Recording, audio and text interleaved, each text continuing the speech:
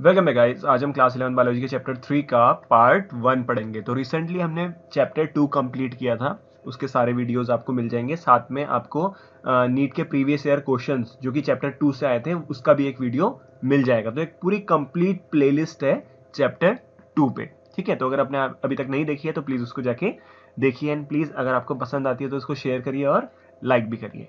तो आज से हम शुरू करेंगे चैप्टर 3 को, जिसका नाम है प्लांट किंगडम, ठीक है।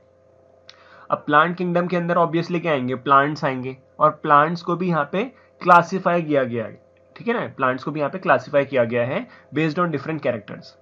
अब यहाँ पे शुरू करते हैं। In the previous chapter we looked at the broad classification of living organism under the system proposed by Whittaker 1969, wherein he suggested the five kingdom classification: Monera, Protista, Fungi, Animalia and Plantae। तो हमने इससे पिछले chapter में देखा था biological classification, जिसमें हमने देखा था कि जितने भी लिविंग ऑर्गेनिज्म है उसको क्लासिफाई कर दिया जाता है 5 किंगडम में, और ये किसने दिया था, आर.एच. विटेकर ने दिया था 1969 में। और ये क्या है, Monera, Protista, Fungi, Plantae and Animalia. In this chapter we will deal in detail with further classification within kingdom Plantae, popularly known as the plant kingdom. तो प्लांट किंगडम के अंदर भी जो फर्दर क्लासिफिकेशन होंगे, देखो समझ रहे हो ना, प्लांट किंगडम के अंदर सारे प्लांट्स आ गए। अब सारे प्लांट्स एक जैसे तो नहीं होंगे ना, मतलब अगर हम किंगडम प्लांटे के अंदर जो भी ऑर्गेनिज डाल रहे हैं, मतलब जितने भी प्लांट्स डाल रहे हैं, उनमें कुछ ना कुछ तो सिमिलैरिटीज होंगी, तभी उनको हम किंगडम प्लांटे के अंदर डाल रहे हैं। बट लेकिन कुछ डिफरेंसेस भी होंगे डिफरेंट डिफरेंट प्लांट्स में, तो फिर इनकी भी हम क्या कर देते हैं, कैटेगरीज बना देते हैं अलग अलग, ठीक है ना। प्लांट्स को भी अलग अलग कैटेगरीज में डिवाइड कर दिया जाता है बेस्ड ऑन डिफरेंसेस। क्लियर? चलो आगे पढ़ते हैं। We must stress here that our understanding of the plant kingdom has changed over time। तो टाइम के साथ साथ क्या हुआ, जो प्लांट किंगडम है ना उसमें हमने कुछ कुछ चेंजेस करते रहे, कि जैसे कि एग्जांपल यहाँ पे क्या है, fungi and members of the Monera and Protista having cell wall has now been excluded from Plantae, though earlier classification placed them in a same kingdom। तो पहले जो फंगी थे, जो मोनेरा हैं, जो प्रोटेस्टा हैं, इन सबको किस में रख दिया गया था, किंगडम प्लांटे में रख दिया गया था, ठीक है। जो पहले के जो क्लासिफिकेशन थे, अर्लियर क्लासिफिकेशन, उनमें फंगी, मोनेरा, प्रोटेस्टा को किंगडम प्लांटे के अंदर रख दिया गया था। बट लेकिन अब तो नहीं रखा जाता ना, अब इनको अलग से पढ़ा जाता है, ठीक है। सो द साइनोबैक्टीरिया, अब जो साइनोबैक्टीरिया है वो कौन से किंगडम के अंदर आता है, किंगडम मोनेरा के अंदर आता है, ठीक है। So the cyanobacteria that are also refer to as blue green algae, इसको ब्लू ग्रीन एल्गी भी बोलते हैं, आर नॉट एल्गी एनीमोर। अब इसको एल्गी वाली कैटेगरी के अंदर नहीं रखा जाता है। एल्गी किस में आते हैं, एल्गी आते हैं प्लांट किंगडम में, ठीक है ना। तो जो साइनोबैक्टीरिया है पहले उसको एल्गी में ही माना जाता था, बट लेकिन अब वो एल्गी में नहीं रहता है, वो सेपरेट है, वो किंगडम मोनेरा के अंदर आ गया है, ठीक है। तो आप देख रहे हो ना, यहाँ पे क्या हो रहा है, जो प्लांट किंगडम है उसमें थोड़े थोड़े चेंजेस होते जा रहे हैं। In this chapter we will describe algae, bryophytes, pteridophytes, gymnosperms and angiosperms under Plantae. तो इन सब के बारे में हमने किंगडम प्लांटे में पढ़ना है। Let us also look at the classification within angiosperms to understand some of the concern that influence the classification system। अब यहाँ पे हम एक important point देखेंगे, जो angiosperms हैं, angiosperms क्या होते हैं, किंगडम प्लांटे के अंदर ही आते हैं एंजियोस्पर्म्स। तो एंजियोस्पर्म्स के अंदर ऐसे प्लांट्स आते हैं जो कि फ्लावरिंग प्लांट होते हैं, ठीक है। एंजियोस्पर्म्स ऐसे प्लांट होते हैं जिनमें फ्लावर्स होते हैं। तो यहाँ पे हमें क्या देखना है, यहाँ पे हमें देखना है कि एंजियोस्पर्म्स का जो क्लासिफिकेशन है वो कैसे इन्फ्लुएंस हुआ, मतलब उसमें कैसे धीरे धीरे कुछ चेंजेस आते गए। The earliest system of classification used only gross superficial morphological characters. अब जो अर्लीस्ट मतलब पहला जो सबसे पहला जो क्लासिफिकेशन सिस्टम था प्लांट को क्लासिफाई करने का, वो किस बेसिस पे था, वो था मॉर्फोलॉजिकल कैरेक्टर्स के बेसिस पे। मॉर्फोलॉजिकल कैरेक्टर क्या होते हैं, जैसे आप किसी प्लांट को बाहर से देख रहे हो तो आपको जो कुछ भी बाहर से कैरेक्टर दिख रहे हैं वो क्या होते हैं, मॉर्फोलॉजिकल कैरेक्टर्स होते हैं, और इन्हीं के बेसिस पे सबसे पहले प्लांट को क्लासिफाई किया गया था। जैसे कि सच एज हैबिट, ठीक है, हैबिट मतलब कहाँ पे वो रह रहे हैं, ठीक है। उसके अलावा colour, number and shape of leaves, ठीक है, लीव्स की कैरेक्टर्स को देख के यहाँ पे क्लासिफाई किया गया था। They were based mainly on vegetative characters. अब ये जो अर्लियर क्लासिफिकेशन था प्लांट को क्लासिफाई करने का, ये किस पे बेस्ड था, वेजिटेटिव कैरेक्टर्स पे। अब वेजिटेटिव कैरेक्टर्स क्या होते हैं, characters of a vegetative parts, ठीक है। प्लांट के जो वेजिटेटिव पार्ट्स होते हैं उसके जो कैरेक्टर होते हैं उसे बोलते हैं वेजिटेटिव कैरेक्टर। अब वेजिटेटिव पार्ट्स होते कौन से हैं, जैसे कि रूट हो गया, स्टेम हो गया, लीफ हो गया, ठीक है, ये वेजिटेटिव कैरेक्टर्स होते हैं। और on the androecium structure, earlier classification में एंड्रोशियम के स्ट्रक्चर को लेके भी क्लासिफिकेशन किया गया था, और इसको दिया था किसने, गिवन बाय लिनियस। अब इस पॉइंट को हम समझते हैं। यहां पे देखो, सबसे पहले तो इस सिस्टम को बोलते हैं आर्टिफिशियल सिस्टम ऑफ क्लासिफिकेशन, ठीक है। अब यहां से समझते हैं इस लाइन को। आर्टिफिशियल सिस्टम ऑफ क्लासिफिकेशन जो है वो दो चीजों पे बेस्ड था। एक तो वेजिटेटिव कैरेक्टर्स पे, वेजिटेटिव कैरेक्टर्स मतलब वही रूट, स्टेम और लीफ के कैरेक्टर्स, ठीक है। और एक था सेक्सुअल कैरेक्टर्स, जो कि किसने दिया था, लीनियस ने दिया था, ठीक है। तो आर्टिफिशियल कैरेक्टर, आर्टिफिशियल क्लासिफिकेशन में एक तो नाम आता है किसका, थियोफ्रिटस, ठीक है, थियोफ्रिटस। इन्होंने वेजिटेटिव कैरेक्टर्स के बेसिस पे क्लासिफिकेशन किया था। और एक आता है लीनियस का नाम, जिन्होंने सेक्सुअल कैरेक्टर्स के बेस पे क्लासिफिकेशन किया था, जो यहां पे आ रहा है ना, एंड्रोशियम के स्ट्रक्चर के बेसिस पे क्लासिफिकेशन। ये किसने दिया था, लीनियस ने दिया था। एंड्रोशियम क्या होता है, एंड्रोशियम होता है male reproductive part of A plant, ठीक है। तो ये हो गया कौन सा, आर्टिफिशियल सिस्टम। अब यहां पे क्या है, दे separated the closely related species since they were based on a few characters. अब जो आर्टिफिशियल सिस्टम ऑफ क्लासिफिकेशन था ना, ये सही नहीं था, क्योंकि अगर इस बेसिस पे हम क्लासिफाई कर रहे थे प्लांट्स को, तो हमने क्या पाया कि जो क्लोजली रिलेटेड स्पीसीज हैं, प्लांट्स की जो क्लोजली रिलेटेड स्पीसीज हैं, वो भी सेपरेट हो गई, वो भी अलग अलग ग्रुप में आ गई, ठीक है, जो कि सही बात नहीं थी। ऑब्वियसली यहाँ पे हमने क्या लिए हैं, आर्टिफिशियल क्लासिफिकेशन में फ्यू कैरेक्टर्स लिए हैं, बहुत ही कम कैरेक्टर्स को कंसिडर किया है।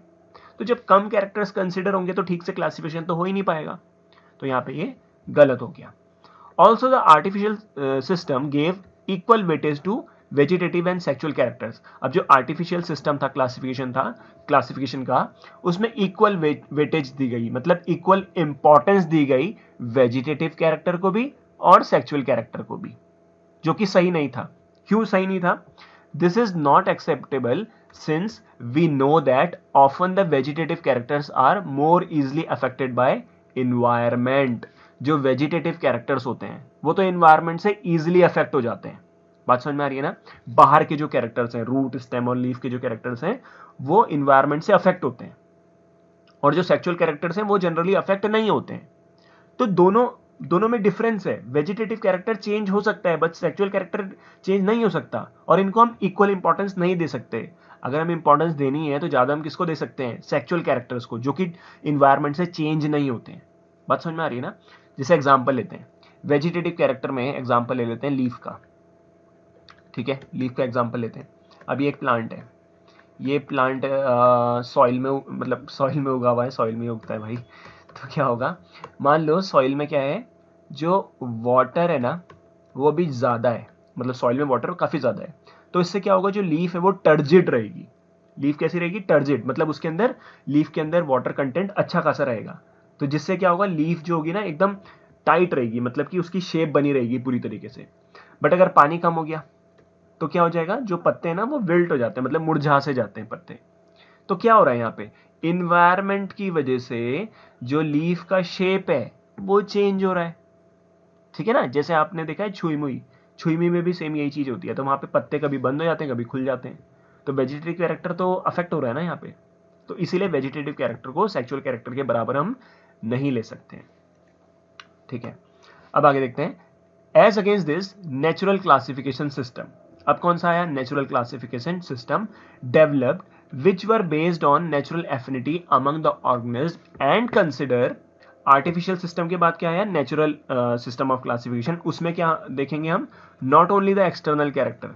जो नेचुरल क्लासिफिकेशन सिस्टम था उसमें एक्सटर्नल कैरेक्टर्स को तो लिया ही, एक्सटर्नल कैरेक्टर्स मतलब मॉर्फोलॉजिकल कैरेक्टर्स तो लिए ही गए, बट ऑल्सो इंटरनल फीचर्स भी लिए गए प्लांट के, लाइक अल्ट्रा स्ट्रक्चर, मतलब डीप स्ट्रक्चर जो होते हैं इंटरनल, मतलब प्लांट के जो अंदर के स्ट्रक्चर्स हैं उसको यहाँ पे स्टडी किया गया। फिर anatomical, embryological and phytochemical properties भी यहाँ पे या कैरेक्टर्स भी यहाँ पे देखे गए। तो आप समझ रहे हो, जो ऊपर वाला था, कौन सा था ऊपर वाला, वो था हमारा आर्टिफिशियल सिस्टम ऑफ क्लासिफिकेशन। उसमें हमने मॉर्फोलॉजिकल लिया था और हमने सेक्सुअल कैरेक्टर के बेसिस पे क्लासिफिकेशन किया था।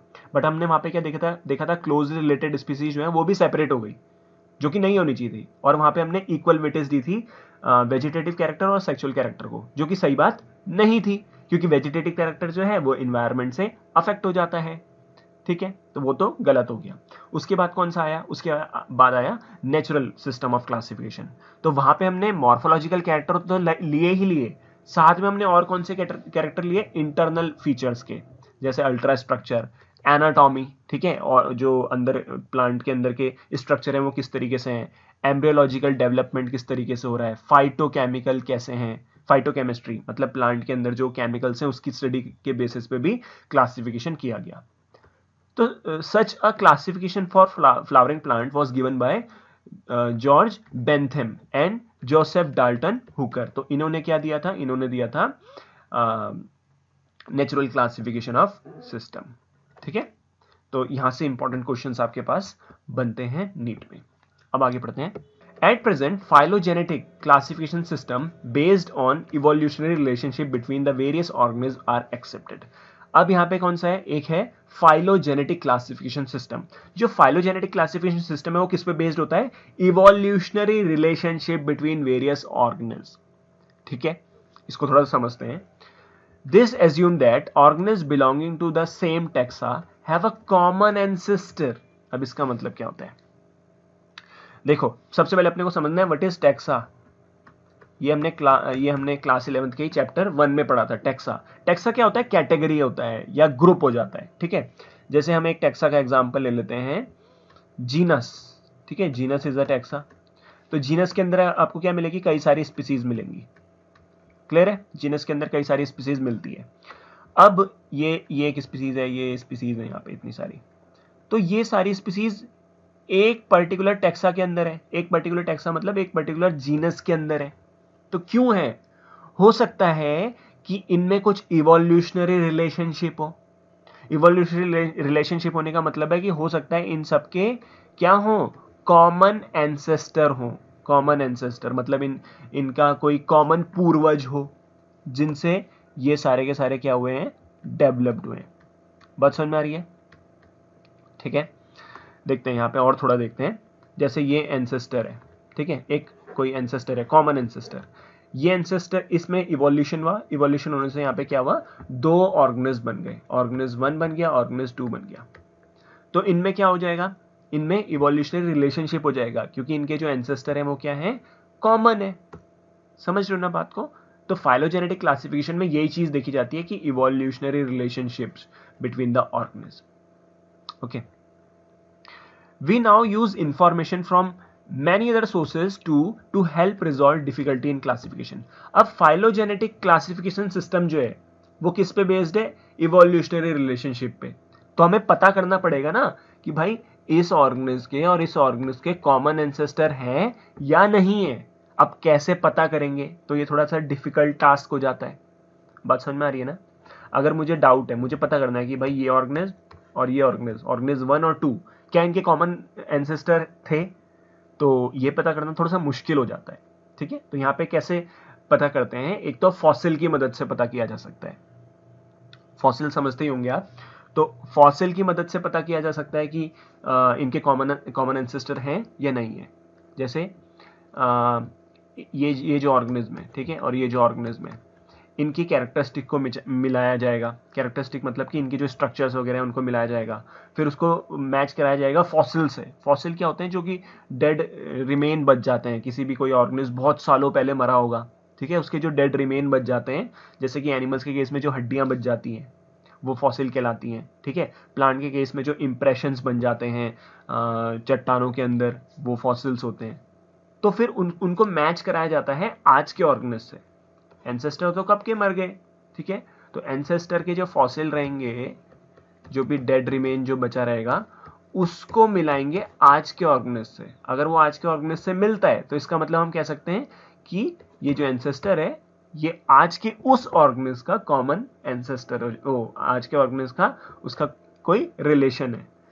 कंफ्यूजन तो नहीं हो रहा, ठीक है, ठीक है ना, मतलब फॉसिल की मदद से ही कर सकते हैं।